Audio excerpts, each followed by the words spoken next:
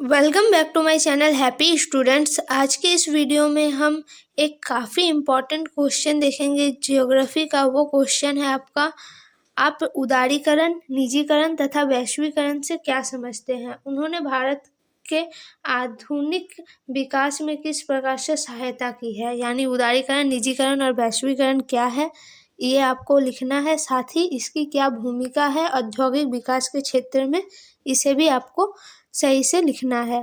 तो चलिए देखते हैं इसे किस तरह से लिख सकते हैं। तो भारत में औद्योगिक नीति की घोषणा सन 1991 ईस्वी में की गई। भारत में जो औद्योगिक नीति है उसकी घोषणा की गई 1991 में। इस नीति के 3 प्रमुख उद्देश्य हैं। इस नीति का 3 प्रमुख उद्देश्य है। प्रथम है उदारीकरण, दूसरा निजीकरण और तीसरा है वैश्वीकरण। तो उदारीकरण का तात्पर्य क्या है। तो उदारीकरण से आशय है आर्थिक विकास को गति प्रदान करने के लिए भारत सरकार द्वारा पूर्व आर्थिक नियमों एवं कानूनों में लचीलापन, लाइसेंस प्रणाली को समाप्त करना, विदेशी निवेश को प्रोत्साहित करना, उद्योग स्थापना, वाणिज्य एवं व्यापार क्षेत्रों में छूट संबंधी समस्त प्रयासों को उदारीकरण के नाम से जाना जाता है। अब उदारीकरण शब्द को देख के ही पता चलता है क्या हुआ। जितने भी सरकार के पूर्व आर्थिक नियम थे और कानून थे उसमें क्या हुआ, बहुत लचीलापन आया। लाइसेंस प्रणाली को समाप्त कर दिया गया, विदेशी निवेश को प्रोत्साहित किया गया, उद्योग स्थापना की गई और व्यापार और वाणिज्य में क्या हुआ, अधिक से अधिक छूट संबंधी प्रयासों को अपनाया जाने लगा सरकार द्वारा। इसी को उदारीकरण कहा जाता है। दूसरा पॉइंट है निजीकरण। उदारीकरण नीति निजीकरण को आधार प्रदान करने के लिए बनाई गई। उदारीकरण की जो नीति थी वो निजीकरण को आधार प्रदान करने के लिए ही बनाई गई थी। सार्वजनिक क्षेत्र से निजी क्षेत्र की ओर स्वामित्व हस्तांतरित करने की प्रक्रिया को निजीकरण कहा जाता है। जो उद्योग पहले क्या थे, सार्वजनिक थे, उसको निजी क्षेत्र की ओर हस्तांतरित किया गया। यानी पहले अगर वो सरकार के पास थी, उसे सरकार ने बेचकर इंसान को बेचा, ठीक है, आम जनता को, और उसे उसका अधिकार दे दिया। इस प्रक्रिया को निजीकरण कहा गया। निजीकरण घरेलू तथा बहुराष्ट्रीय दोनों पूंजी निवेशकों को आकर्षित करने के लिए किया गया। निजीकरण करने का उद्देश्य क्या था, घरेलू तथा बहुराष्ट्रीय दोनों पूंजी निवेशकों को अपने ओर आकर्षित करना। उसके बाद तीसरा जो पॉइंट है वो है वैश्वीकरण। अब वैश्वीकरण क्या है, तो वैश्वीकरण का अर्थ है देश की अर्थव्यवस्था को विश्व की अर्थव्यवस्था के साथ एकीकृत करना। जो देश की अर्थव्यवस्था है, किसी देश की अर्थव्यवस्था को विश्व की अर्थव्यवस्था के साथ जोड़ना ही है वैश्वीकरण। इस प्रक्रिया के अंतर्गत सामान एवं पूंजी सहित सेवाएं, श्रम और संसाधन एक देश से दूसरे देश को स्वतंत्रता पूर्वक पहुंचाए जा सकते हैं। इसमें क्या होता है, किसी भी देश का सामान, पूंजी, सेवा, श्रम और संसाधन एक देश से दूसरे देश तक स्वतंत्रता पूर्वक पहुंचाए जा सकते हैं। इसमें किसी तरह की बाधा नहीं आती। उदारीकरण, निजीकरण तथा वैश्वीकरण का भारत के औद्योगिक विकास में सहयोग। उदारीकरण, निजीकरण तथा वैश्वीकरण भारत की औद्योगिक नीति 1991 के प्रमुख लक्ष्य रहे हैं। औद्योगिक विकास के क्षेत्र में ये 3 चीज़ें ही औद्योगिक नीति के अंतर्गत इस लक्ष्य रहा है भारत सरकार का।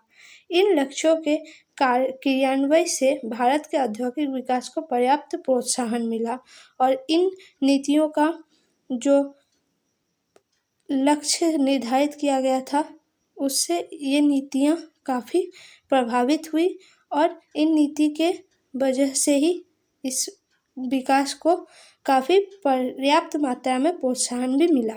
अब हम देखेंगे नेक्स्ट जो उसके नीचे क्वेश्चन था, भारत का औद्योगिक विकास में किस प्रकार सहायता की है और इसके क्या कारण थे, इसको देखेंगे। तो चलिए देखते हैं। इसके प्रमुख कारण निम्नवत रहे। अब इसमें क्या था, इसे करने के कारण क्या था, इस नीति को अपनाने का कारण क्या था, ये रहा इसका पॉइंट। तो फर्स्ट जो पॉइंट है वो है सुरक्षा, सामरिक एवं पर्यावरण से संबंधित 6 उद्योगों को छोड़कर भारत सरकार ने सभी उद्योगों को लाइसेंस व्यवस्था से मुक्त कर दिया। सुरक्षा, सामरिक और अथवा पर्यावरण, ठीक है, ये और उससे संबंधित 6 उद्योग थे जिसको भारत सरकार ने क्या किया, लाइसेंस व्यवस्था से मुक्त कर दिया, इन 6 को छोड़कर। दूसरा जो पॉइंट है वो है सन 1956 से सार्वजनिक सेक्टर के लिए सुरक्षित उद्योगों की संख्या को 17 से घटाकर 4 कर दिया गया। इस प्रकार 13 उद्योगों के लिए निजी क्षेत्र के दरवाजे सरकार द्वारा खोल दिए गए। केवल परमाणु शक्ति तथा रेलवे से संबंधित उद्योग ही सार्वजनिक क्षेत्र के अंतर्गत बने रहे। 1956 में क्या हुआ, सार्वजनिक सेक्टर के जो सुरक्षित उद्योगों की संख्या थी उसको 17 से घटाकर 4 कर दिया गया और जो 13 उद्योग बचे उसके लिए निजी क्षेत्र के दरवाजे सरकार द्वारा खोल दिए गए। केवल परमाणु शक्ति और रेलवे से संबंधित उद्योग ही सार्वजनिक क्षेत्र के अंतर्गत बने रहे।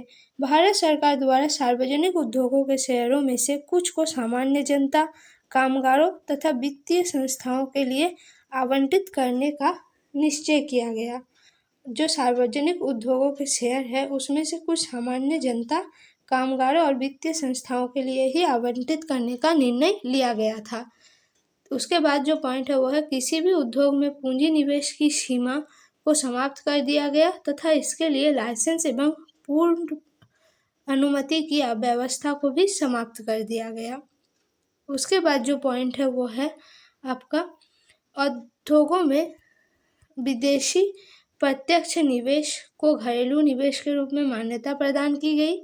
इससे भारतीय उद्योगों में विदेशी निवेश के दरवाजे खुल गए, जिसके परिणाम स्वरूप उद्योगों में उन्नत तकनीक, वैश्विक कुशल प्रबंधन एवं व्यावहारिकता का अभिगमन तथा प्राकृतिक एवं मानवीय संसाधनों के सर्वोत्तम उपयोग का समावेश होने से उनके विकास को एक नवीन दिशा प्राप्त हुई। अब क्या हुआ, विदेशी जो प्रत्यक्ष निवेश था उसको सकल घरेलू निवेश है उसके रूप में मान्यता दी गई और विदेशी निवेशकों के दरवाजे खुल गए भारतीय उद्योगों में, जिससे क्या हुआ, उद्योगों में उन्नत तकनीक, वैश्विक कुशल प्रबंधन, व्यावहारिकता, ये सभी चीज़ें देखने को मिली और उनके विकास को एक नवीन दिशा प्राप्त हुई। उसके बाद जो नेक्स्ट पॉइंट है वो है भारत के औद्योगिक नीति में घरेलू तथा बहुराष्ट्रीय दोनों व्यक्तिगत पूंजी निवेशकों को आकर्षित करने के लिए उदारता दिखाई गई। औद्योगिक जो नीति अपनाई गई उसमें घरेलू के साथ साथ जो बहुराष्ट्रीय थी दोनों व्यक्तिगत पूंजी निवेशकों को आकर्षित करने के लिए उदारता दिखाई गई। नियमों में छूट दी गई। खनन, दूरसंचार, राजमार्ग निर्माण एवं व्यवस्था को निजी क्षेत्र की कंपनियों के लिए खोल दिया गया। निजी क्षेत्र में काफ़ी नियमों को लचीलापन लाया गया, जिस कारण से क्या हुआ, ये अधिक मात्रा में बढ़ने लगा और जो देश के लोग थे बाहर की कंपनियां भी देश में निवेश करने लगी।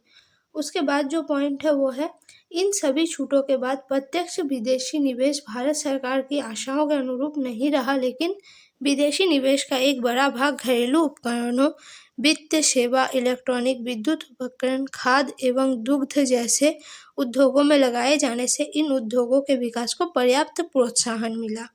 ये सभी छूट देने के बाद भी प्रत्यक्ष विदेशी निवेश में भारत सरकार को जितना उम्मीद था उस अनुपात में क्या हुआ, विदेशी निवेश नहीं मिला। लेकिन इसका एक बड़ा भाग क्या हुआ, घरेलू उपकरण जो थे, वित्त सेवा, इलेक्ट्रॉनिक, विद्युत उपकरण, खाद्य और दुग्ध जैसे जो उद्योग थे उसमें लगाए जाने वाले उद्योगों को के विकास में काफ़ी प्रोत्साहन मिला। तो इस तरह से इस औद्योगिक नीति के ये प्रभाव रहे। तो आपको ये वीडियो कितनी हेल्पफुल लगी कमेंट में ज़रूर बताइएगा। वीडियो अच्छी लगी तो वीडियो को लाइक, कमेंट, शेयर और चैनल को सब्सक्राइब ज़रूर कीजिए। और भी इम्पोर्टेंट क्वेश्चन के लिए और आप कौन से क्वेश्चन का आंसर जानना चाहते हैं आप मुझे कमेंट में बता सकते हैं। धन्यवाद।